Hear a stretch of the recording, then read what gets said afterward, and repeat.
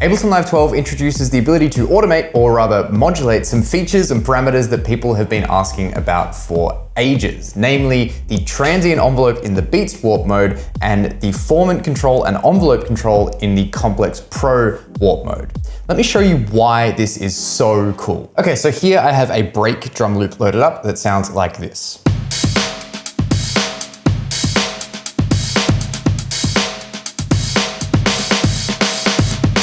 So if we take a look at the warping algorithm here, we can see that it's currently set to Beats mode. And if you're not familiar with the different warp modes, Beats mode is basically one that's generally used for percussive sounds because it's generally better at preserving this kind of material when we pitch it up or change its speed. However, what's really cool about Beats warp mode is that we get the ability to change the kind of envelope of the sound in an interesting rhythmic way by adjusting this control right here. So something that a lot of people would tend to do is go to this preserve mode, maybe set it to something like eighth notes, and then set this transient envelope here to the forwards mode. And what this means is that it will try to preserve every eighth note of the audio if we pitch it up, down, or change its time, for instance. Now, because we're playing this back at its original tempo and its original pitch, it's not really going to sound any different.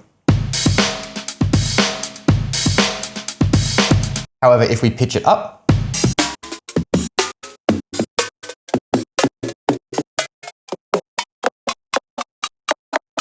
you can hear how it starts to get a little bit choppier, but we can also kind of get this choppy sound by adjusting the transient envelope control here.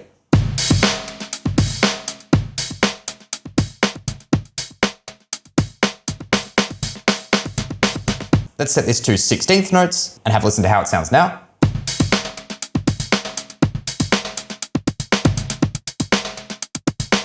Now, in previous versions of Ableton Live, this control was not able to be automated or modulated, and in order to kind of get the effect of it changing and moving, you'd have to resample it to another audio track. Luckily, in Live 12, we now have the ability to modulate this parameter inside of the clip. To do this, all I need to do is just switch over to the envelopes mode in the clip, and I just need to select the transients envelope here. To make sure that it's been selected, we can just go down to the bottom, make sure it says clip and transient envelope.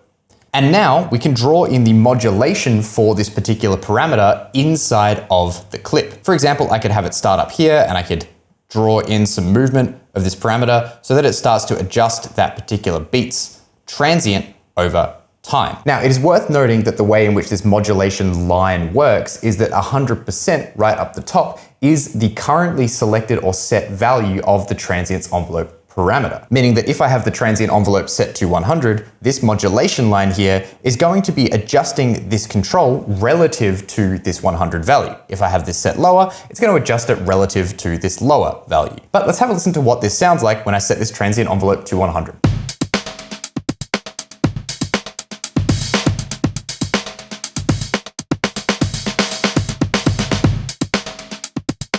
So you can see how we can start to get some really interesting rhythmic sounds by adjusting this parameter. For instance, let's go ahead and open up the envelope on some of these different notes right here.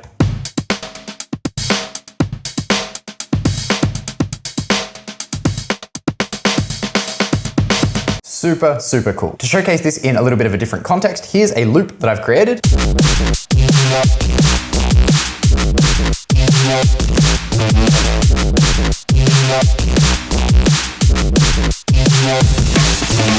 And this is basically just being created by putting together a few loops here. We can see that we've got a hi-hat loop, an amen break loop, and just a bass loop. And what I've gone ahead and done is actually applied that Beats warp mode modulation to each of these different audio loops here to come up with something a little bit more rhythmically cool and interesting.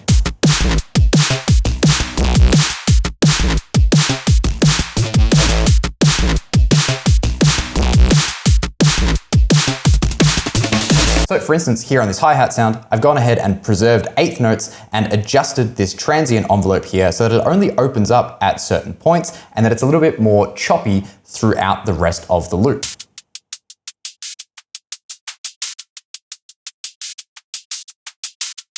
Here's what it sounded like without that modulation applied.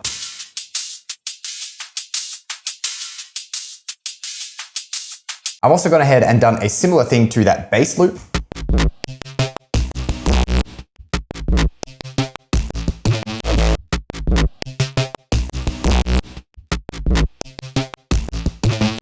And also the amen break that comes in at the end of this loop. What I've done here is actually increase the transient envelope from low to high so that it starts really choppy and then gets a little bit less choppy and more open towards the end of the sound.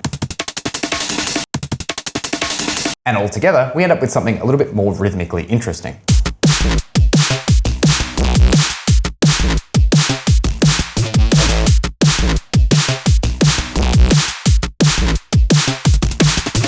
If you're enjoying this video so far, I'd love to invite you to leave a like down below, subscribe if you're new, and if you're really enjoying content and videos like this, why not consider supporting me by heading on over to my Buy Me a Coffee page, where you can support me by buying me a coffee, downloading some stuff from my shop, or becoming a member to support me and get some really cool things on a monthly basis. A link down below. So not only has Ableton Live 12 introduced the ability to automate the transients envelope of the beats warp mode, but it's also introduced the ability to automate and modulate the formants and envelopes control of the Complex Pro warp mode. To demo this here, I've got a vocal from one of my most recent Weekly Beats tracks. When I'm too far gone, when I'm too far gone. And we can see that this is already set to the Complex Pro warp mode, and we have formants at 100% and envelope at 128. What I'm going to do is actually re-pitch this. Let's pitch it up 12 semitones and have a listen to how it sounds with these current settings. Now let's have a listen to how this sounds as I adjust the formants and envelopes parameters.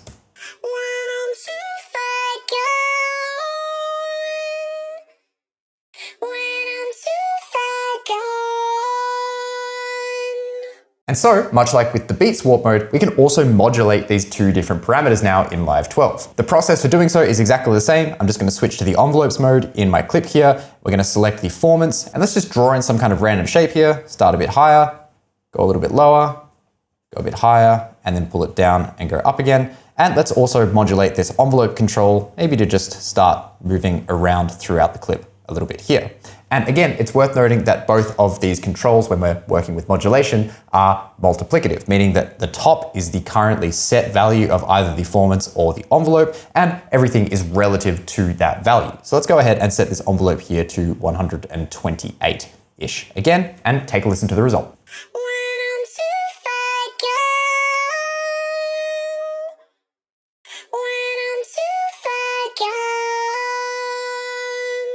So kind of a subtle effect, but this can work really particularly well on vocal chops, I've found. So as an example, here I've got a loop with some vocal chops.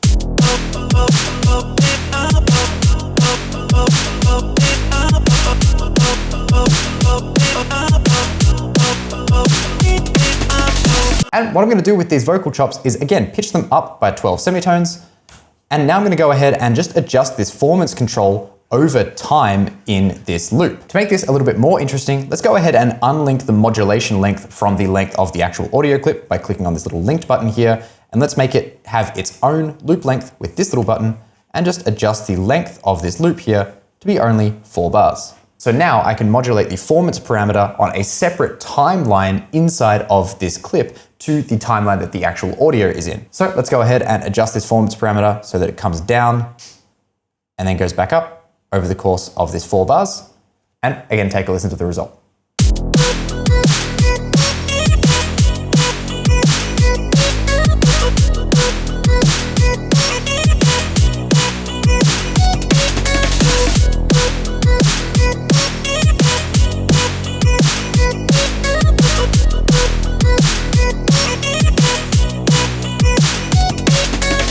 And so there is a really cool, kind of underrated and overlooked feature of Live 12. If you want to learn about another overlooked feature that is introduced in Live 12, you can check out this video right here. Otherwise, thank you so much for watching. I hope you enjoyed, I hope you learned something, and I'll see you all in the next video.